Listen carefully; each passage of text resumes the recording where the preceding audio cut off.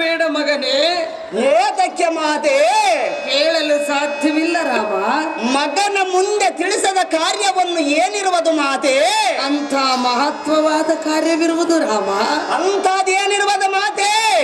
ಎನ್ನ ಹಣೆಯಲ್ಲಿ ಎಂತ ಬರಹವ ಬರೆದಿರುವನು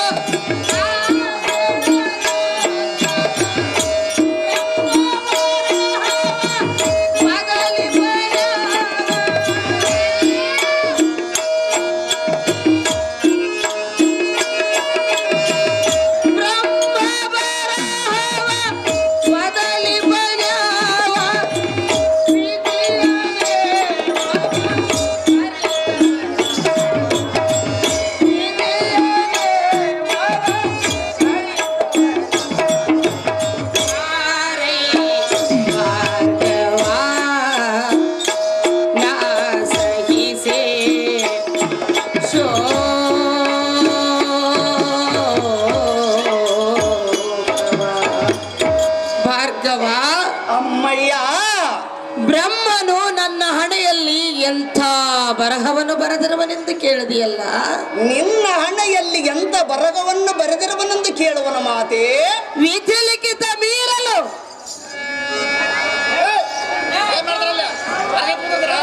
ಯಾರಿಂದಲೂ ಸಾಧ್ಯವಿಲ್ಲ ರಾಮ. ಇದೇ ನೋಡು ನಿನ್ನ ತಾಯಿಯ ದುಃಖದ ನೇಮ.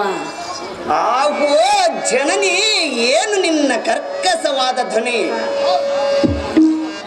ರಾಹುನಿಂದ ಹಿಡಿಯಲಪಟ್ಟ ಚಂದ್ರಮನಂತೆ ಅಗ್ನಿಯಿಂದ ದಗ್ಧ ಕೈದ ವೃಕ್ಷದಂತೆ ಸೂರ್ಯನ ಕಿರಣದಿಂದ ಬಾಟಿದ ಕಮಲದಂತೆ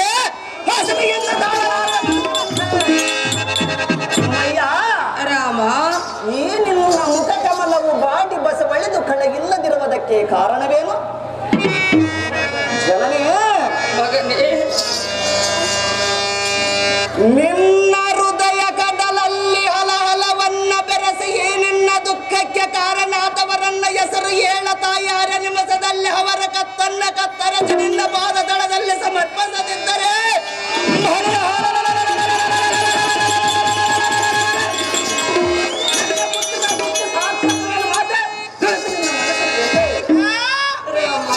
ಅಮ್ಮಯ್ಯ, ಏತಕ್ಕಾಗಿ ಕಣ್ಣೀರಿಡುತ್ತಿರುವೆ ಅಮ್ಮಯ್ಯ ಎಂದು ಕೇಳಿದೆಯ ರಾಮ? ಹೌದು ಮಾತೆ. ಕೇಳಬೇಡ ಮಗನೇ. ಏತಕ್ಕೆ ಮಾತೆ? ನಿನ್ನ ತಾಯಿಯ ಕಣ್ಣೀರು ಕಂಡು ಸಹಿಸುವ ಶಕ್ತಿ ನಿನಗಿಲ್ಲ ರಾಮ. ಅದು ಹೇಗೆ ಮಾತೆ? ಮಗನೇ, ಅಮ್ಮಯ್ಯ, ಏತಕ್ಕಾಗಿ ಅಳುತ್ತಿರುವೆ ಎಂದು ಕೇಳಿದೆಯಲ್ಲ ಕಂದ? ಹೌದು ಮಾತೆ. ನಿನ್ನ ತಾಯಿಯ ಕಣ್ಣೀರು ನೋಡಿದರೆ ನಿನ್ನ ಕಣ್ಣಿನಲ್ಲೇನು ಬರುವುದು ಮಗನೇ? ಹೌದೇ ಮಾತೆ? ರಾಮ, ಜನನಿ, ದುಃಖವನ್ನು ಸಹಿಸಿಕೊಳ್ಳುವ ಶಕ್ತಿ ನಿನಗಿಲ್ಲ ಕಂದ. ಏನು ಹೇಳು ಮಾತೆ? ರಾಮ, ಅಮ್ಮಯ್ಯ,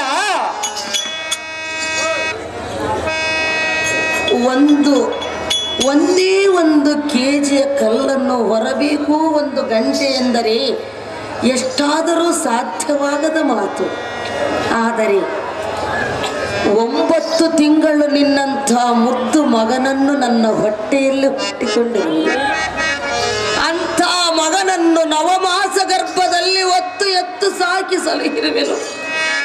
ಆದರೆ ನನ್ನ ಕಣ್ಣೀರು ನಿನಗೆ ತಿಳಿಸಿ ನಿನ್ನನ್ನು ದುಃಖಕ್ಕೀಡು ಮಾಡಲು ನನ್ನಿಂದ ಆಗುವುದಿಲ್ಲ ರಾಮ. ನನ್ನಿಂದ ಆಗುವುದಿಲ್ಲ ಮಗನೇ, ನನ್ನಿಂದ ಆಗುವುದಿಲ್ಲ. ಅದು ಹೇಗೆ ಹೇಳು ಮಾತೆ? ಕಣ್ಣೀರು ಕೇಳಬೇಡ ರಾಮ, ಕೇಳಬೇಡ. ಹೇಳುವ ಶಕ್ತಿ ನನಗಿಲ್ಲ, ಕೇಳಿ ಸಹಿಸಿಕೊಳ್ಳುವ ದುಃಖ ನಿನಗಿಲ್ಲ ರಾಮ, ನಿನಗಿಲ್ಲ. ಎತ್ತ ಮಗನ ಮುಂದೆ ತಿಳಿಸದ ಕಾರ್ಯವನ್ನು ಏನಿರುವುದು ಹೇಳು ಮಾತೆ? ಅಮ್ಮಯ್ಯ, ಏನು ಹೇಳಲಿ ಎನ್ನಯ ದುಃಖವ ಎನ್ನ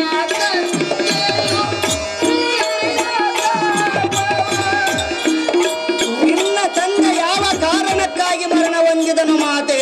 ಕೇಳಬೇಡ ಮಗನೇ. ಏತಕ್ಕೆ ಮಾತೆ? ರಾಮ, ಜನನೇ, ನೀನು ಕಣ್ಣೀರಿಡಲು ಕಾರಣ ಏನೆಂದು ಕೇಳಿದೆ. ಹೌದು ಮಾತೆ. ಆದರೆ ನನ್ನ ಕಣ್ಣೀರಿಗೆ ಕಾರಣನಾದವನು ಯಾರು ಎಂದು ಮಾತ್ರ ಕೇಳಬೇಡ ರಾಮ. ಏತಕ್ಕೆ ಮಾತೆ? ಕಂದ, ಅಮ್ಮಯ್ಯ, ನಿನ್ನ ತಾಯಿಯ ಕಣ್ಣೀರಿಗೆ ಕಾರಣನಾದ ಅಧಮನವನು ಸಾಮಾನ್ಯದವನಲ್ಲ ಮಗನೇ. ನಿನ್ನ ಮಗನು ಸಾಮಾನ್ಯದವನೇ ಮಾತೆ. ಅಂಥ ಬಲಾಢ್ಯ ವೀರನು ಆ ಅಧಮನು. ಅವನಿಗಿಂತ ಪರಾಕ್ರಮನು ಈ ನಿನ್ನ ಮಗನು. ಆದರೂ ಕೇಳಬೇಕೆಂಬ ಆತುರವೇ ನಿನಗೆ? ಹೌದು ಮಾತೆ. ಕೇಳು ಮಗನೇ. ಹೇಳು ಮಾತೆ.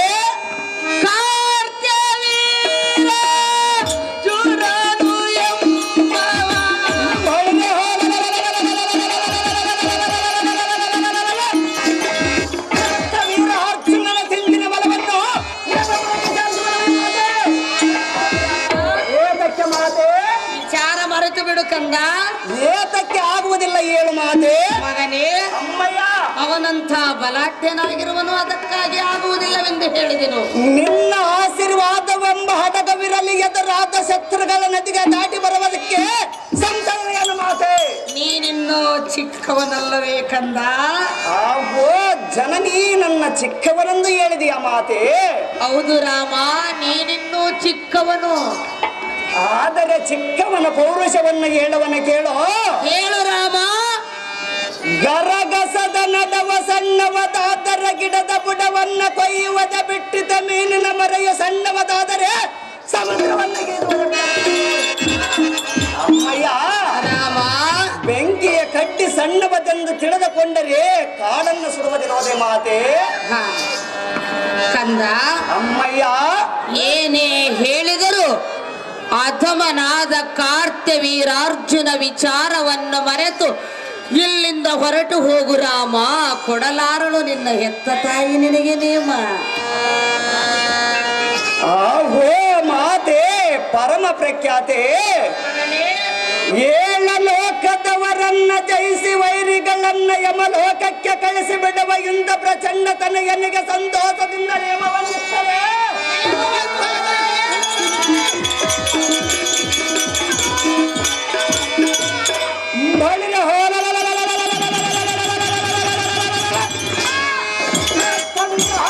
ಉತ್ತರಿಗಿಸಿ ಯಮಪುರಕ್ಕೆ ಸೇರಿಸುವೆ. ಅಮ್ಮಯ್ಯ, ಕಾರ್ತವೀರ ಅರ್ಜುನನ ಕೊಲೆಗಾಗಿ ತಮ್ಮನ ಪಿತನ ತನ್ನ ಕತ್ತರಿಸಿದ ಮದೋನ್ಮತ್ತ ಮರ್ದನಕ್ಕಾಗಿ ಆಜ್ಞೆಯನ್ನು ಈ ನಿನ್ನ ಕಡುಗಲೆ ಭಾರ್ಗವ ರಾಮನಿಗೆ ಪಾಲಿಸು ಜನನೇ. ಅಮ್ಮಯ್ಯ, ಆಜ್ಞೆಯನ್ನು ಕೊಡು ತಾಯಿ ಎಂದು ಕೇಳಿದೆಯಾ? ಹೌದು ಮಾತೆ. ಆಗುವುದಿಲ್ಲ ಮಗನೇ. ಏತಕ್ಕೆ ಮಾತೆ? ಹಾಡಿದ ವಡಲಿನ ಹರುಷದ ವನಲೋ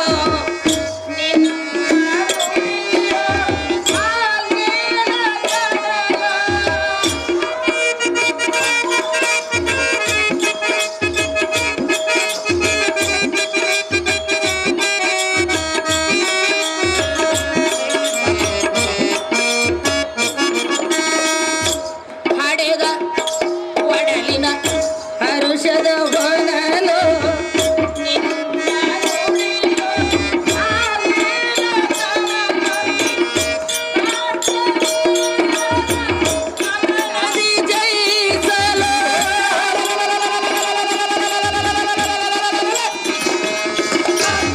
ಅರ್ಜುನನ ರುಂಡವನ್ನ ತುಂಡು ತುಂಡು ಮಾಡಿ ಏತಕ್ಕೆ ಮಾತೆ? ಅವನ ವಿಚಾರವನ್ನು ಇನ್ನೆಂದಿಗೂ ಮಾತನಾಡಬೇಡ ರಾಮ. ಆಹೋ ಮಾತೆ. ಮಗನೇ, ಗರುಡನನ್ನು ಸುಡಬಲ್ಲದೆ ಕಂಜ ನಾಳದಿಂದ ಕುಂಜರರನ್ನ ಕಟ್ಟಬಹುದೇ ಮಾತೆ? ಮಗನೇ, ಅಮ್ಮಯ್ಯ, ಆದರೆ ಅಂಥವ ವೀರನನ್ನು ಗೆಲ್ಲಲು ನಿನ್ನಿಂದ ಸಾಧ್ಯವಾಗಬಹುದೇ? ಹೌದು ಮಾತೆ. ಬೇಡ ಮಗನೇ. ಏತಕ್ಕೆ ಮಾತೆ?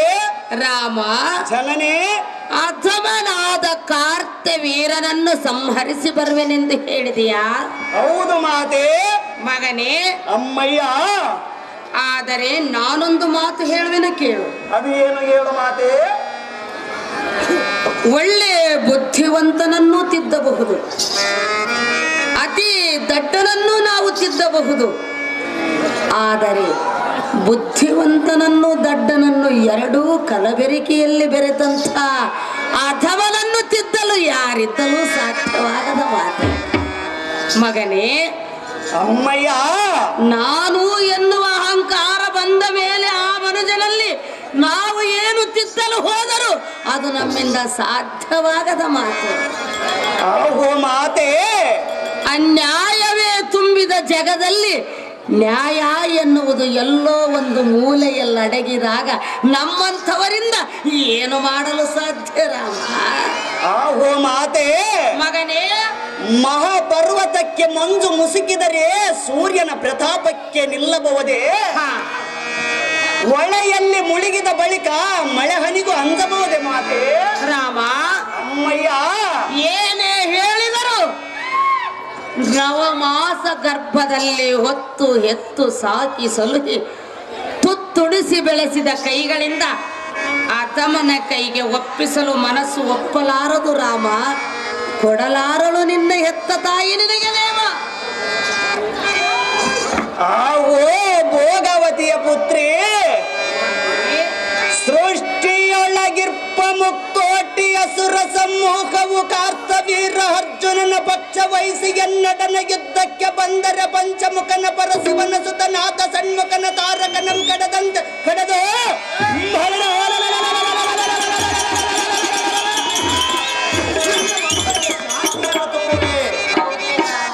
ಅಮ್ಮಯ್ಯ, ಚಂಡ ಪ್ರಚಂಡ ರುಂಡವನ್ನು ಕತ್ತರಿಸಿ ಉದಾರವನ್ನು ಬಗೆದು ರಕ್ತ ಮಾಂಸವನ್ನ ರಣ ಹದ್ದುಗಳಿಗೆ ಹಾಕುವನೆಂಬ ನುಡಿಯ ಸುಳ್ಳಾದರೆ ಎಂತ ಎಂಬೇಡಿ ಪುತ್ರನ ಪಡೆದೆಂದು ಆಗ ಎನ್ನನ್ನು ಧಿಕ್ಕಾರ ಮಾಡು ಮಾತೆ. ರಾಮ,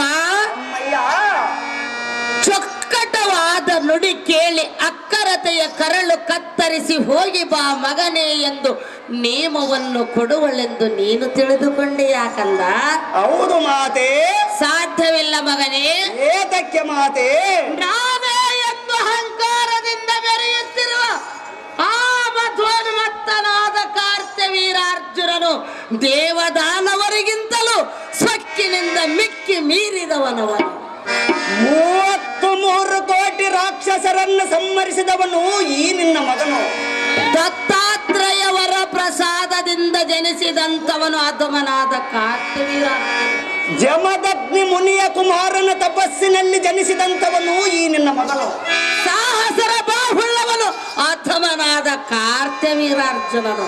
ನಾನೇನು ಸಾಮಾನ್ಯದವನೇ ಮಾತೆ? 10 ತಲೆಯ ರಾವಣಾಸುರನೇ ಅವನನ್ನು ಸಂಹರಿಸಬೇಕೆಂದು ಅವನ ಬಳಿಗೆ ಹೋದಾಗ ಅವನ ಮಾತಿಗೆ ಒಡಂಬಟ್ಟು ಅವನು ಹೇಳಿದಂತೆ ಕೇಳಿಕೊಂಡಂತ 10 ತಲೆಯ ರಾವಣನಿಂದಾಗದ ಕಾರ್ಯ ಚಿಕ್ಕ ಕಂದನಾದ ನಿನ್ನಿಂದ ಸಾಕ್ತಿದೆ. 10 ತಲೆ ರಾವಣನೆಂಬ ಹದಮನು ಎನ್ನಗೆ ಶರಣಾಗತನಾಗುವ ಮಾತೆ. ಅಮ್ಮಯ್ಯ, ನಾನೊಂದು ಮಾತು ಹೇಳುವೆನು, ಚಿತ್ತ ಬಿಟ್ಟು ಕೇಳು. ಅದು ಏನು ಹೇಳು? ನಿನ್ನ ತಂದೆ ಅಂದರೆ ಅಗ್ನಿ, ಜಮದಗ್ನಿ. ಹೌದು ಮಾತೆ. ನನ್ನನ್ನಾಶ್ರಮವನ್ನು ಸೇರಿಸಿಕೊಳ್ಳಬೇಕಾದರೆ ನನ್ನಲ್ಲೊಂದು ಪಂಥವನ್ನು ತೊಟ್ಟನು. ಅದು ಏನು ಹೇಳು ಮಾತೆ? ರೇಣುಕಾ, ನೀನು ನನಗೆ ತಕ್ಕ ಸತಿಯಾಗಿ ನನ್ನ ಆಶ್ರಮದಲ್ಲಿ ಬಾಳಬೇಕಾದರೆ ನದಿಗೆ ಹೋಗಿ ಮರಳಿನ ಕೊಡದಿಂದ ನನ್ನ ಪೂಜೆಗೆ ಜಲವನ್ನು ತೆಗೆದುಕೊಂಡು ಬಂದರೆ ಆಗ ನಿನ್ನ ಪತಿವ್ರತ ಧರ್ಮದಿಂದ ನನ್ನ ಆಶ್ರಮವನ್ನು ನಿನಗೆ ಸತಿಯನ್ನಾಗಿ ಮಾಡಿಕೊಳ್ಳಲು ಸಿದ್ಧನಾಗಿರುವೆನೆಂದು ಹೇಳಿದನು ಆ ನಿನ್ನ ತಂದೆ ಜಮದಗ್ನಿ. ರಾಮ, ನಿನ್ನ ತಂದೆಗೆ ಕೊಟ್ಟ ಮಾತು ಉಳಿಸುವುದಕ್ಕಾಗಿ ನದಿಗೆ ಹೊರಟಾಗ ದಾರಿಯಲ್ಲೇನಾಯ್ತು ಗೊತ್ತೇ ರಾಮ? ಏನು ಹೇಳು ಮಾತೆ? ದಾರಿಯಲ್ಲಿ ಹೋಗುವಾಗ ನಾಗ ಸರ್ಪವು ನನ್ನ ಎದುರಿಗೆ ಬಂದಿತು. ಮನುಷ್ಯನ ರೂಪದಲ್ಲಿ ಎದ್ದು ನನ್ನೊಡನೆ 2 ಮಾತನ್ನಾಡಿತು. ಏನು ಹೇಳು ಜನನಿ? ಅಮ್ಮ ರೇಣುಕಾ, ನೀನು ಚಿಕ್ಕವಳಿರುವಾಗ ನಿನ್ನನ್ನು